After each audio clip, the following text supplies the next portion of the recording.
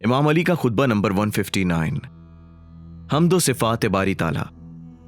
इमाम अली की खुदा की बारगाह में वो हम्द जो हद दर्जा परवरदिगार की रज़ा के मुताबिक।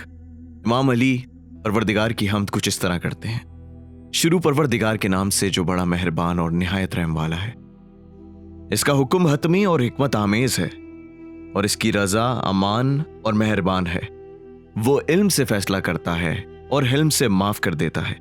खुदावंदा तू जो नेमत देकर वापस ले लेता है और जो कुछ अता करता है और जिन अमराज से शिफा देता है और जो इम्तिहान लेता है, इन सब पर तेरी ऐसी हम्द सना करता हूं जो हद दर्जा तेरी रजा के मुताबिक हो, इंतहाई दर्जा तुझे महबूब हो और तेरे नजदीक हर हम्द सना से बढ़ चढ़ कर हो। ऐसी हम्द जो तेरी कुल मखलूक पर हावी हो और जहां तक तू चाहे वहां तक पहुंच जाए। ऐसी हम्द कि जिसके और तेरे दरमियान कोई हिजाब ना हो और ना तेरी बारगाह में पहुंचने से रोकी जा सके।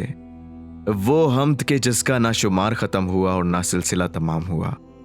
हम तेरी अजमत की हकीकत नहीं जानते, अलबत्ता इतना जानते हैं कि तू जिंदा और सारे जहानों का कारसाज है। ना तुझे ऊँघ आती है और ना नींद, ना कोई नजर तुझ तक पहुंच सकती है और ना बसारत तुझे पा सकती है।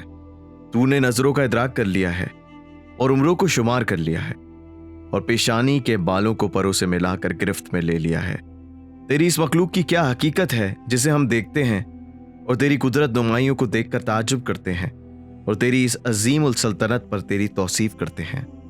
हालांकि वो मखलूकात जो हमारी निगाहों से ओझल है और जिन तक पहुंचने से नजर आजिज और अकले सैर अंदाख्ता हैं और हमारे और उनके दरमियान गैब के पर्दे हायल हैं, वो उनसे कहीं ज्यादा अजीम व बुजुर्ग हैं।